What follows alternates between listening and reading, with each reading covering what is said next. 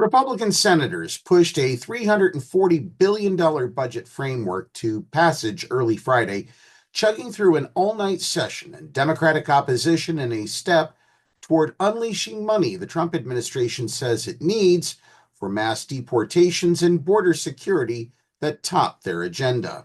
The hours-long vote-a-rama rambled along in a dreaded but crucial part of the budget process as senators considered one amendment after another, largely from Democrats trying to halt it. But Republicans used their majority power to muscle the package to approval on a largely party-line vote, 52-48, with all Democrats and one GOP senator opposing it. What we're doing today is jump-starting a process that will allow the Republican Party to meet President Trump's immigration agenda, Senate Budget Committee Chair Lindsey Graham said while opening the debate.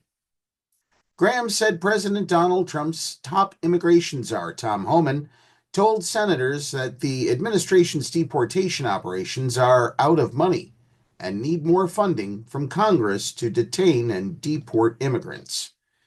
This is going to be a long, drawn-out fight, Senate Democratic leader Chuck Schumer of New York warned. Hours later, Schumer said it was only the beginning of what could become a months-long debate. The package is what Republicans view as a down payment on Trump's agenda, part of a broader effort that will eventually include legislation to extend some $4.5 trillion in tax breaks and other priorities. That's being assembled by House Speaker Mike Johnson in a separate budget package that also seeks up to $2 trillion in reductions to health care and other programs.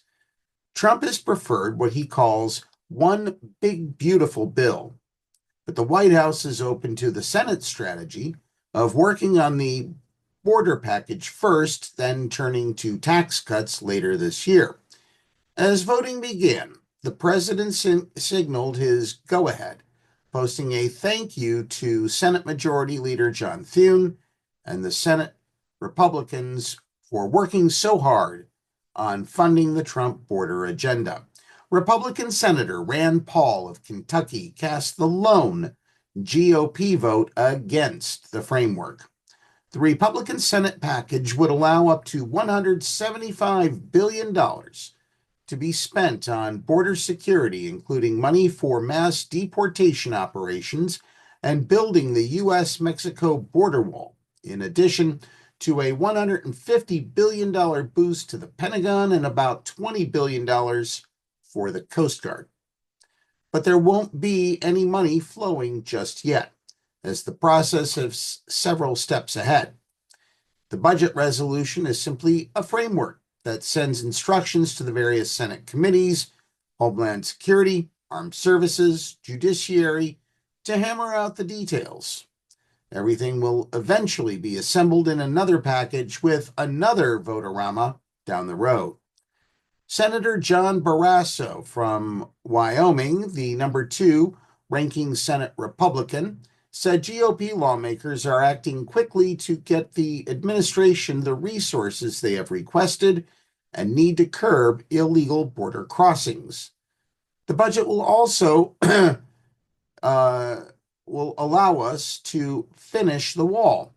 It also takes the steps we need toward more border agents, Barrasso said.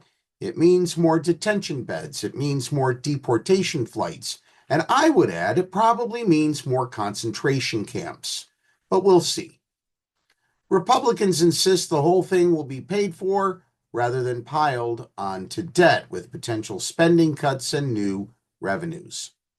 The committees are expected to consider rolling back the Biden administration's methane emissions fee, which was approved by Democrats as part of climate change strategies in the Inflation Reduction Act, and hoping to draw new revenue from energy leases as they aim to spur domestic energy production.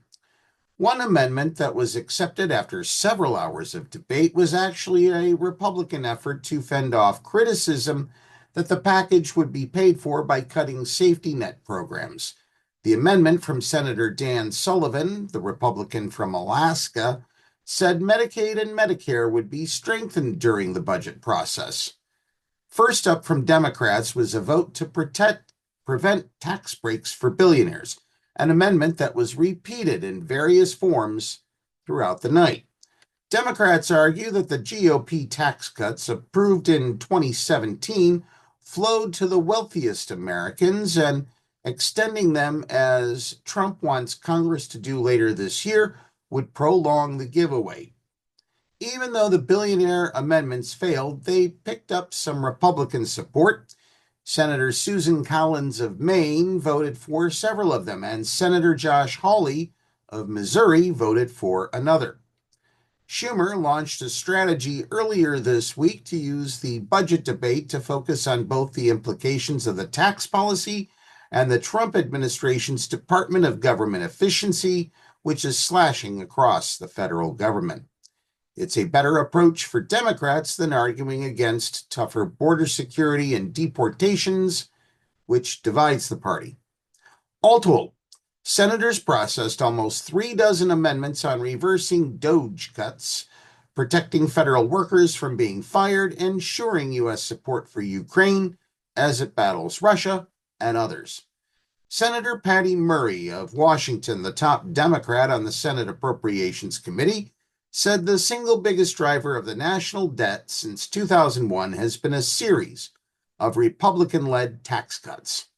And you'll never guess what our Republican colleagues on the other side of the aisle are focused right now. Nothing to lower the cost of eggs. It's actually more Republican tax cuts, Murray said. She called the budget balance plan a roadmap for painful cuts to programs families count on each and every day, all so they can give billionaires more tax cuts. The budget resolution is settling up what's called the reconciliation process, which used to be rare, but is now the tool often used to pass big bills on party line votes when one party has control of the White House and Congress, as Republicans do now. But Republicans are arguing with themselves over how to proceed. The House is marching ahead on its big, beautiful bill, even though they're not currently in session, believing they have one chance to get it right. The Senate views its two-bill strategy as more practical, delivering on border security first, then turning to taxes later. Budget rules allow for passage by a simple majority vote, which is key in the Senate, where it typically takes 60 votes to break a filibuster on big items. During Trump's first term, Republicans used the reconciliation process to pass GOP tax cuts in 2017. Democrats used reconciliation during Joe Biden's presidency to approve COVID-19 relief and the Inflation Reduction Act. Trump appears to be stirring the fight, pitting Republicans in the House and Senate against each other to see which one delivers the fastest. We'll be right back after these messages.